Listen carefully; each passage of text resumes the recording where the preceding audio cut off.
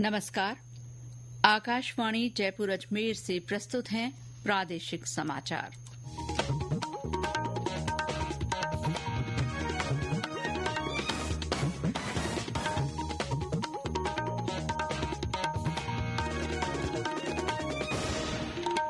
मुख्य समाचार। राष्ट्रपति द्रौपदी मुर्मू ने कहा, आर्थिक और सामाजिक विकास वहीं संभव है जहां कानून का शासन कायम है। प्रदेश के मेडिकल कॉलेजों और उनसे जुड़े अस्पतालों में प्रबंधन को और मजबूत किया जाएगा। राज्य के वन्य जीव अभ्यारण्य मानसून के दौरान बंद रहने के बाद कल से फिर खुलेंगे। और प्रदेश के पूर्वी स्थानों पर कहीं कहीं हल्की से मध्यम बारिश, बाकी स्थानों पर गर्मी बढ़ी।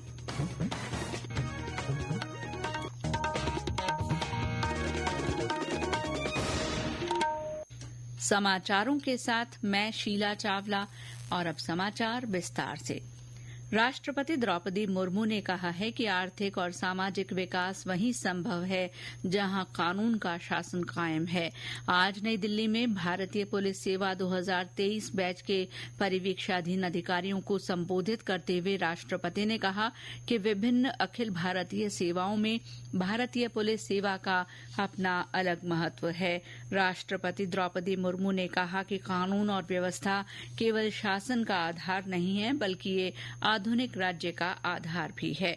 श्रीमती मुर्मू ने कहा कि चूंकि भारत का लक्ष्य आने वाले वर्षों में नई ऊंचाइयों को छूना है, इसीलिए आईपीएस अधिकारियों की भूमिका और भी महत्वपूर्ण हो जाती है। राष्ट्रपति ने कहा कि कानून और व्यवस्था बनाए रखने, न्याय सुनिश्चित करने और नागरिकों के अधिकारों की रक्षा के बिना प्रगति अर्थहीन है। प्रदेश के मेडिकल कॉलेजों और उनसे जुड़े अस्पतालों में प्रबंधन को और मजबूत किया जाएगा। इन अस्पतालों को पेशेंट फ्रेंडली बनाने के साथ ही इनमें उच्च स्तरीय उपचार सुविधाएं उपलब्ध करवाने के लिए प्रभावी प्रयास सुनिश्चित किए जाएंगे। चिकित्सा शिक्षा सचिव अमरीश कुमार ने आज जयपुर में आयोजित बैठक में प्रदेश के 6 मेडिकल कॉलेजों के कार्यों की समीक्षा के दौरान इस बारे में दिशा निर्देश दिए। उन्होंने कहा कि आम जन के स्वास्थ्य और जन सेवा से जुड़े इन संस्थानों के उन्नयन के लिए राज्य सरकार प्रतिबद्ध है। विभाग के सभी अधिकारी और चिकित्सक संकल्पित और समन्वित प्रयासों से मेडिकल कॉलेजों और संबद्ध अस्पतालों की व्यवस्था को बेहतर बनाएं। चिकित्सा शिक्षा सचिव ने कहा कि सभी मेडिकल कॉलेजों से संबद्ध अस्पतालों में मेंटेनेंस सहित अन्य कार्यों के लिए निविदा प्रक्रिया जल्द पूरी की जाए। उन्होंने अस्पतालों में जांच मशीनों की नियमित मेंटेनेंस के निर्देश देते हुए कहा कि ई उपकरण पोर्टल पर जांच मशीनों की सूचना नियमित रूप से अपडेट की जाए। प्रधानमंत्री नरेंद्र मोदी के तीसरे कार्यकाल में पहले 100 दिनों में किए गए महत्वपूर्ण कामों के बारे में जानकारी देने के लिए आकाशवाणी जयपुर के प्रादेशिक समाचार बुलेटिनों में विशेष श्रृंखला चलाई जा रही है। आज हम आपको कौशल विकास के वास्ते लिए गए सरकार के फैसलों के बारे में बता रहे हैं। राज्य सरकारों और उद्योगों के सहयोग से प्रधानमंत्री पैकेज के तहत नई केंद्रीय प्रायोजित योजना की घोषणा की गई। इस योजना का लक्ष्य 5 वर्षों में 20 लाख युवाओं को कौशल प्रदान करना और 1000 आईटीआई को अपग्रेड करना है। इसके अतिरिक्त सरकार समर्थित गारंटी के साथ 7.5 लाख रुपए तक के ऋण की सुविधा के लिए मॉडल कौशल ऋण योजना को संशोधित करने की घोषणा की गई, जिससे सालाना 25,000 विद्यार्थियों को लाभ होगा।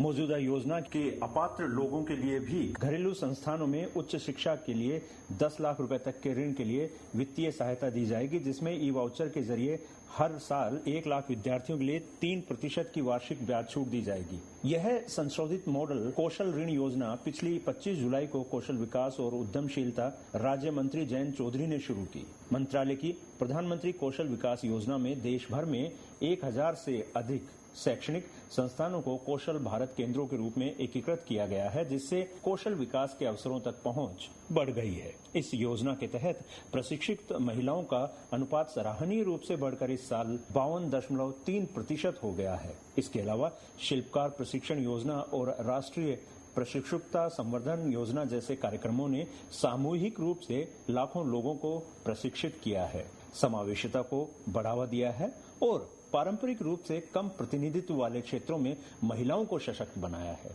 न्यूज डेस्क की रिपोर्ट के साथ समाचार कक्ष से मैं मनीष मीणा। उप मुख्यमंत्री दिया कुमारी ने आज जयपुर में अपने निवास पर जन सुनवाई की। उन्होंने आमजन की समस्याओं के त्वरित समाधान के निर्देश दिए। इस दौरान जयपुर ग्रेटर नगर निगम की मेयर डॉ सौम्या गुर्जर और पार्षद उपस्थित रहे। कैबिनेट मंत्री किरोड़ी लाल मीणा ने मुस्लिम पर्सनल लॉ बोर्ड के राष्ट्रीय महासचिव फजल उर रहीम पर जयपुर में मंदिर माफी सिवाय चक और पुलिस विभाग को आवंटित करीब 1400 बीघा जमीन पर अवैध कब्जा करने का आरोप लगाया है। आज प्रदेश भाजपा कार्यालय में एक प्रेस कॉन्फ्रेंस में उन्होंने कहा कि इस मामले की ईडी, सीबीआई और एसओजी से जांच करवाकर दोषियों के खिलाफ कार्रवाई की जाएगी। ये समाचार आकाशवाणी जयपुर अजमेर से प्रसारित किए जा रहे हैं। प्रदेश के वन्य जीव अभ्यारण्य कल से फिर खुल जाएंगे। मानसून के दौरान 3 महीने बंद रहने के बाद कल से इनके खुलने पर पर्यटकों की संख्या में बढ़ोतरी की आशा है। हमारे अलवर संवाददाता ने बताया कि सरिस्का टाइगर रिजर्व में सुबह 6 बजे से टूरिस्ट सफारी पर निकल सकेंगे। रोजाना 2 पारियों में सफारी का लुत्फ उठाया जा सकेगा। अभी कुल 5 जोन हैं जिन पर सफारी के रूट हैं। इस बार अच्छी बारिश होने से सरिस्का में जंगल की खूबसूरती बढ़ गई है। वर्तमान में सरिस्का में कुल 43 बाघिन हैं। उधर सवाईमाधोपुर से हमारे संवाददाता ने बताया कि रणथंभौर बाघ अभ्यारण्य को देखने के लिए आए पर्यटकों के कारण क्षेत्र में चहल पहल बढ़ गई है। मानसून के दौरान 3 माह बंद रहने के बाद कल से शुरू होने वाले नए पर्यटन सत्र के पहले दिन और पहली पारी में भ्रमण करने के लिए बड़ी संख्या में देशी विदेशी सैलानी पहुंचे हैं। छोटे बड़े होटल, रेस्टोरेंट सहित पूरे रणथंभौर रोड पर सैलानियों की चहल पहल देखी जा रही है। पहली पारी में भ्रमण पर आने वाले पर्यटकों का वन विभाग के अलावा नेचर गाइड एसोसिएशन और वाहन मालिक एसोसिएशन की ओर से भी परंपरागत रूप से स्वागत की तैयारियां की गई है। नए पर्यटन सत्र को लेकर वन्य जीव प्रेमियों और पर्यटन व्यवसायियों में भी खासा उत्साह देखने को मिल रहा है। सतीश वर्मा, आकाशवाणी समाचार, सवाईमाधोपुर। पाली में कल से वन्य जीव रेंज सादड़ी और देसूरी में देशी विदेशी सैलानियों के लिए सफारी शुरू हो जाएगी। और अब मौसम। प्रदेश के पूर्वी स्थानों पर कहीं कहीं हल्की से मध्यम बारिश दर्ज की गई है। केकड़ी में आज 15 मिनट तक बरसात हुई। इसी दौरान पश्चिमी हिस्से बिल्कुल सूखे रहे। बारिश बंद होने के कारण प्रदेश में गर्मी लगातार बढ़ रही है। सबसे ज्यादा 38.6 डिग्री सेल्सियस तापमान फलौदी में रिकॉर्ड किया गया।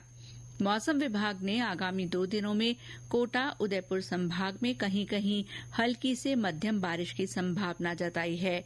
2 अक्टूबर से राज्य के अधिकांश भागों में बारिश की गतिविधियों में कमी होने और केवल उदयपुर, कोटा संभाग में ही कहीं कहीं हल्की बारिश के आसार हैं। भरतपुर में आज क्लस्टर्ड न्याय क्षेत्र भरतपुर, धौलपुर, करौली के न्यायाधीशों की कार्यशाला का आयोजन किया गया। राजस्थान उच्च न्यायालय जोधपुर के न्यायाधिपति मुन्नूरी लक्ष्मण और फरजंद अली के आतिथ्य में आयोजित हुई कार्यशाला में पूर्व के आपराधिक कानून, भारतीय दंड संहिता और दंड प्रक्रिया संहिता तथा नए कानून के बारे में जानकारी दी गई। पुराने कानून और नए कानून का तुलनात्मक अध्ययन कर विचार विमर्श भी किया गया। इस दौरान न्यायिक अधिकारियों ने आपराधिक विधियों पर भी विचार व्यक्त किए। सिरोही जिले के आबू रोड में प्रजापिता ब्रह्म कुमारी ईश्वरीय विश्वविद्यालय में आयोजित राष्ट्रीय मीडिया सम्मेलन का आज समापन हुआ।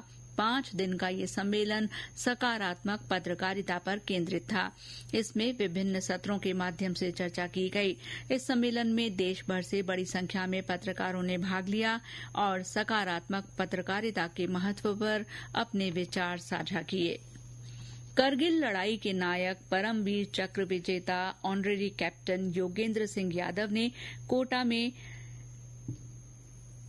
राजस्थान एनसीसी बटालियन के संयुक्त वार्षिक प्रशिक्षण शिविर का निरीक्षण किया। शिविर में कैप्टन यादव का संबोधन सुनने के लिए कोटा, बूंदी, बारां, झालावाड़, टोंक, चित्तौड़गढ़, अलवर, भरतपुर, करौली, गंगापुर सिटी और सवाईमाधोपुर सहित विभिन्न जिलों से एनसीसी कैडेट एकत्र हुए। कैप्टन यादव ने करगिल युद्ध के दौरान विपरीत परिस्थितियों में साहस, बलिदान और अटूट दृढ़ संकल्प के वृतांत साझा करते हुए 500 से ज्यादा एनसीसी कैडेटों को प्रेरित किया।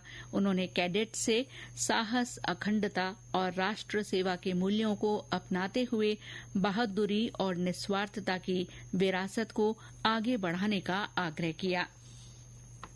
प्रदेश में स्वच्छता ही सेवा अभियान के तहत आयोजित कार्यक्रमों में आमजन और सरकारी कर्मचारी, अधिकारी तथा हर वर्ग के लोग सक्रियता से भाग ले रहे हैं। पाली में आज इस अभियान में सभी पुलिस कार्यालयों, थानों, पुलिस लाइन परिसर की पुलिस कर्मियों द्वारा सफाई की गई। साथ ही रिकॉर्ड को व्यवस्थित किया गया और स्वच्छता का संकल्प लिया गया। अजमेर में नगर निगम द्वारा स्वच्छता रैली निकाली गई। रैली में नगर निगम, प्रशासनिक अधिकारियों सहित पार्षदगण, आम जन, सफाई कर्मचारी और स्कूली छात्र शामिल हुए। शाहपुरा में आज राजकीय संस्कृत उच्च प्राथमिक विद्यालय रैगर बस्ती में साफ सफाई और ठोस तरल कचरा निस्तारण पर विद्यार्थियों को जागरूक किया गया। इस दौरान विद्यार्थियों को स्वच्छता ही सेवा की शपथ दिलाई गई। चित्तौड़गढ़ में जिला कलेक्टर आलोक रंजन ने आज अधिकारियों और कर्मचारियों के साथ मिलकर कलेक्ट्रेट परिसर में सफाई की। भीलवाड़ा शहर में गंदगी फैलाने वालों पर नगर निगम द्वारा सख्ती बरती जा रही है। आयुक्त हेमाराम चौधरी ने कहा कि निगम गंदगी फैलाने वालों के चालान कर उनसे जुर्माना वसूल रहा है। आज तक 60,000 रुपए का जुर्माना वसूल किया गया है। सिरोही के उंदरा में केंद्रीय संचार ब्यूरो के क्षेत्रीय कार्यालय द्वारा स्वच्छता ही सेवा पखवाड़े के तहत राजकीय उच्च माध्यमिक विद्यालय में संगोष्ठी, शपथ और श्रमदान कार्यक्रम का आयोजन किया गया। सवाई माधोपुर में स्वच्छता मैराथन हुई, जिसे अतिरिक्त जिला कलेक्टर ने हरी झंडी दिखाकर रवाना किया। और अंत में मुख्य समाचार एक बार फिर। राष्ट्रपति द्रौपदी मुर्मू ने कहा है कि आर्थिक और सामाजिक विकास वहीं संभव है जहां कानून का शासन कायम है। प्रदेश के मेडिकल कॉलेजों और उनसे जुड़े अस्पतालों में प्रबंधन को और मजबूत किया जाएगा। राज्य के वन्य जीव अभ्यारण्य मानसून के दौरान बंद रहने के बाद कल से फिर खुलेंगे। और प्रदेश के पूर्वी स्थानों पर कहीं कहीं हल्की से मध्यम बारिश हुई है, वहीं बाकी स्थानों पर गर्मी बढ़ गई है। इसके साथ ही प्रादेशिक समाचार बुलेटिन समाप्त हुआ। नमस्कार।